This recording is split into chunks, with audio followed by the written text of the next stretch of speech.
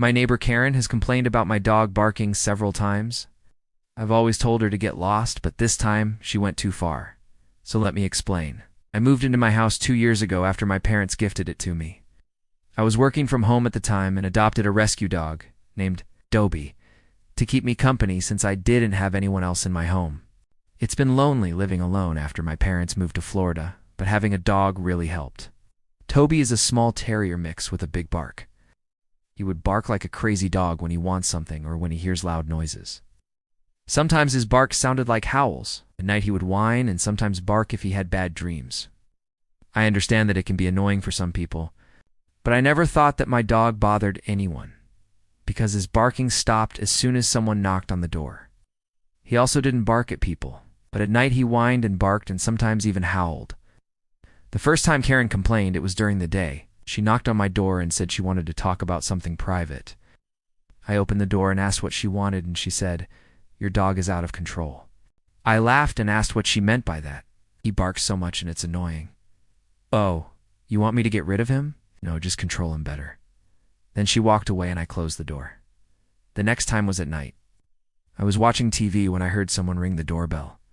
The person was wearing a hoodie and a mask. It was raining heavily outside and I couldn't see their face. "Who are you?" I asked. "It's me, your neighbor," she said.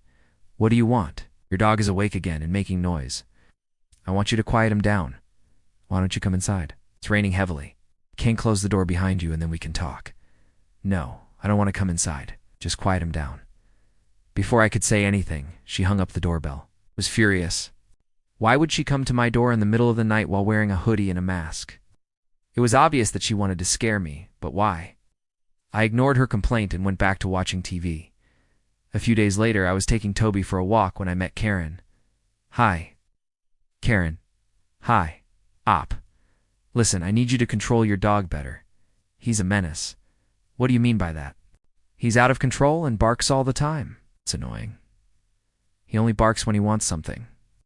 And besides, you're the one who has a problem with that." "Well, I do.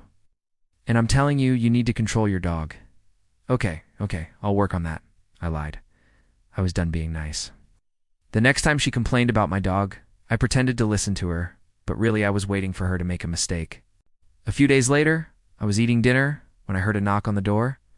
I got up and asked who was there. "Is this a bad time, sir?" the officer asked. "No, it's fine.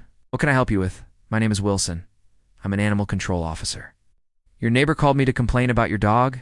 Is everything okay?" "Yes, it's fine. If you're asking about my dog, he's asleep right now. Can I ask you something else? Did you get a dog recently?" "Yeah, I adopted him 2 years ago." "Why do you ask?" "No reason. I just wanted to know." "So where were you 2 minutes ago?" "I was talking to Karen, your neighbor across the street." "Oh, so which direction does she live in?" "She lives in that house over there." He pointed to the house opposite mine. "And did she tell you why she called the cops?" "She said that her family was afraid of the dog because it barks nonstop, but that's not true. Her family wasn't scared of him. They were just scared of me. She made them call me to scare me."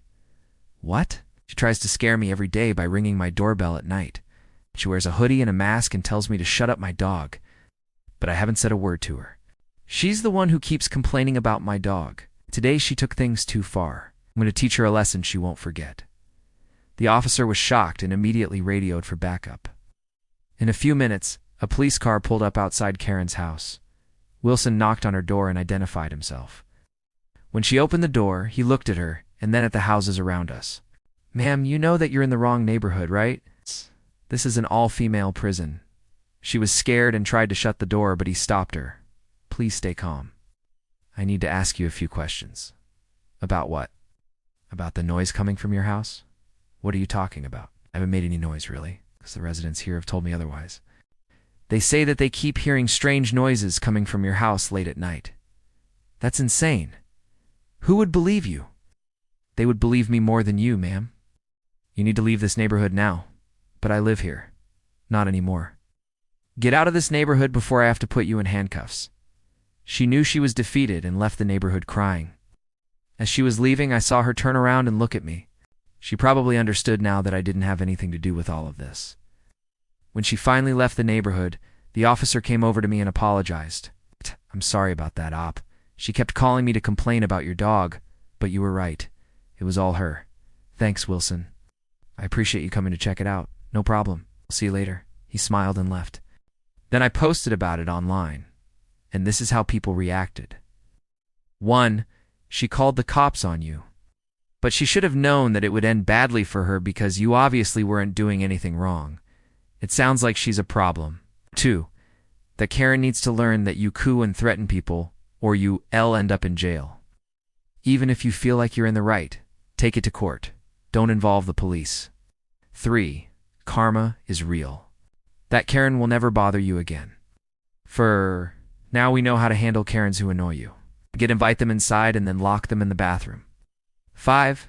In my favorite op, you need to get a sign that says, beware of dog. Bite snobby neighbors. 6. I agree with number 5. Sign no one. Beware of dog. Sign no. 2. If you can read this, you're too close. This story goes to show that you should unmess with people who are smarter than you, because you might end up looking like a fool. That's why it's important to use your intelligence wisely in everyday situations. If you try to trick someone, make sure that they're not smarter than you, or you could end up getting pranked yourself. Also, don't forget to subscribe if you want to see more stories like this.